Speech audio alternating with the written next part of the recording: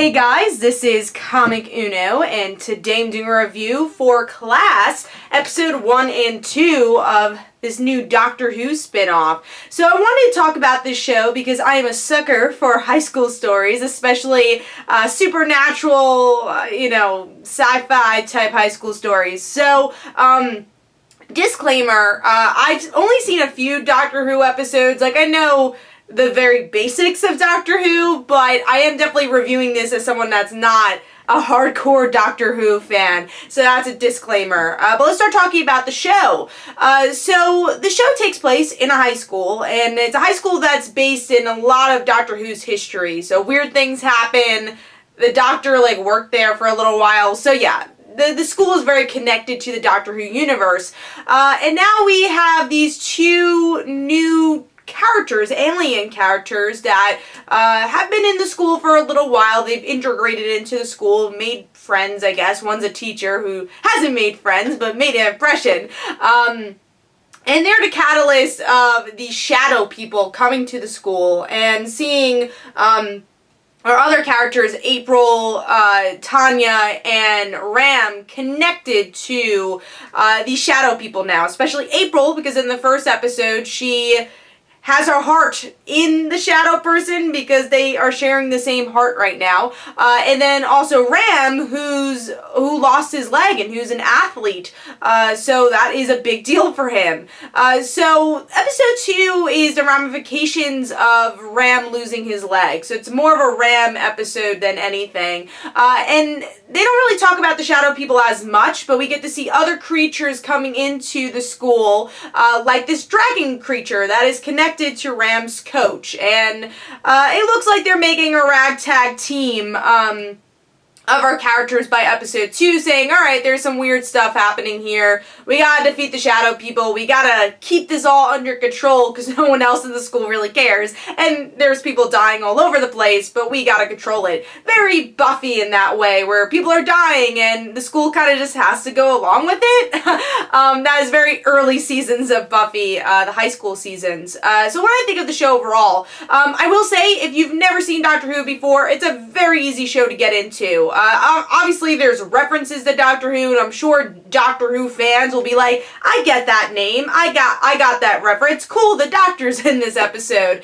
So I think Doctor Who fans will get a lot out of it, but you don't have to be a Doctor Who fan and feel like you're gonna be totally confused with this show, because it is another section of the Doctor Who universe, new characters, so it's easy to get into. And I will say the strength of this show is definitely its characters.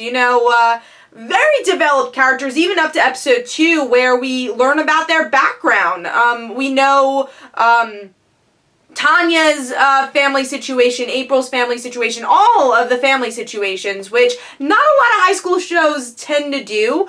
Usually, especially supernatural shows, usually it's just about the kids and them dealing with all the craziness and supernatural stuff. But here we learn about the complicated backgrounds these characters have. Like, April has a mother who's paralyzed, and seems like she doesn't have a good relationship with her father in episode 2 because she ignores his call, so we'll see how that plays out.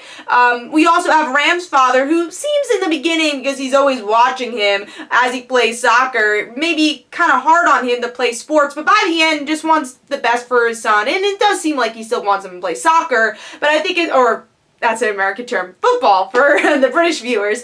But I think it's more of that he just wants to see his son happy. And then we have Tanya, whose mom lost her husband, and we don't learn that until episode 2, but that's a hardship for the family, and you see the mom really pushing Tanya's character to be the smartest she can. She's 14, and she's like 2 years ahead or 3 years ahead.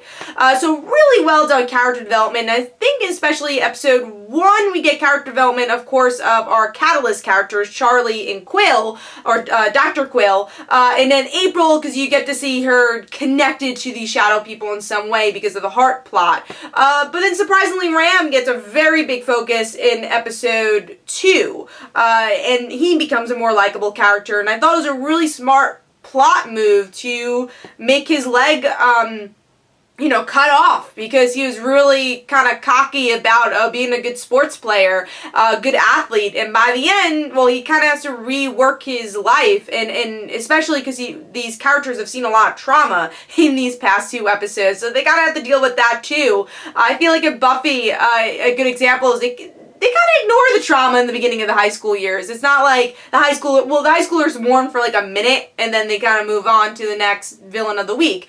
But here we get to really see the mourning of our supporting characters dealing with seeing death in front of them, which I thought was interesting. So yeah, like I said, overall the characters were really well done. I will say I think episode 1 was stronger than episode 2, which that always tends to happen, because episode 1 sets up a lot of stuff. You get to kind of meet all the characters. Episode 2 focuses on Ram a little bit more, and I would say Tanya. The other characters are a bit sidelined, but I think every episode's going to do that. Focus on April, focus on Tanya. It looks like next episode's going to be a Tanya episode, so, that's okay. I think the shame is, though, because it's British television, you do have less episodes. It's only 8 episodes. So I don't know if we really needed, a Ram episode now, a Tanya episode. I think they could have done the character development of everybody in every episode a little bit more. But yeah, another little thing I noticed in episode 1 is that there is a character that's introduced as Charlie's love interest that doesn't really roll into episode 2 because he seems like he's going to be part of the group. I knew because I've been watching the promotions of the show that he wasn't going to be a main character, but he kind of acts like a main character in the first episode, and then he's not even mentioned in the second episode, so I thought that was a little weird. And then another kind of lackluster part of episode 2 was, I would say, the villain. Like, again, I think it was really great that we built Ram's character because of the coach being the villain, but I like the shadow people a little bit more, and it goes back to an 8-episode order where I feel like you could just focus on the shadow people. You don't really need the other villain of the week people, even though it's connected to the time thing that's going on.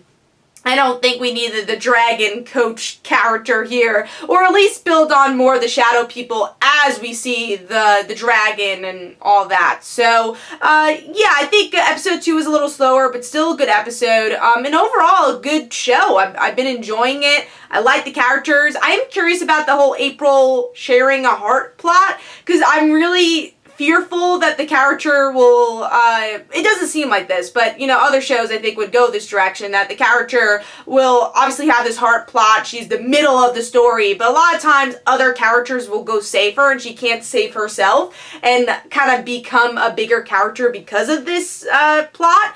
But it looks like April's already growing as a character. It's only episode 2, so I'm hoping she will deal with her own heart plot, that she'll be able to defeat the monster because she's so connected to the monster, and not just be like, I gotta kill myself. It's more like, no, I have the strength to actually outsmart the monster and maybe physically defeat the monster too, because maybe the connection of being attached to the monster will give her some unhuman things to fight this monster, which will be a lot really interesting, because I'm already enjoying the visions. And from the trailer, it does seem like she's going to have even more of a connection to this monster. So I'm very excited for that. And we do have Ram with his legs. That could be kind of cool in fights in the future. So yeah, I'm curious to see why these characters were chosen. Why are they the chosen ones? Because that's something we didn't really get in these 2 episodes. We know they're hanging out, they see these things, and they care more than the other characters, but the other characters do see the monsters. They just kind of forget about them. So I do want to see why these characters, why are they the chosen ones to defeat this monster? So overall, though, I thought this was a very solid premiere, and definitely gets me curious and hooked to watch the rest. I really enjoyed it. So hopefully you guys enjoyed. Let me know in the comments below if you want me to review more of the class. It's actually just Class, but I feel like The Class has a better ring to it, but yeah, Class. Also on Media Madness, which is on Comic Frontline, we're going to do a whole entire live episode review for both these episodes, so if you want to check that out, that will be Wednesday at 10 p.m. Eastern Time on Comic Frontline. And like I said, let me know if you want me to review more of the class, and this is Comic Don't forget to follow me on Twitter. Don't forget to like my Facebook page. Also, description below, there are links for my comic book, Like Father, Like Daughter, and don't forget to like the Facebook page of Like Father, Like Daughter, and I'll see you guys later. Bye.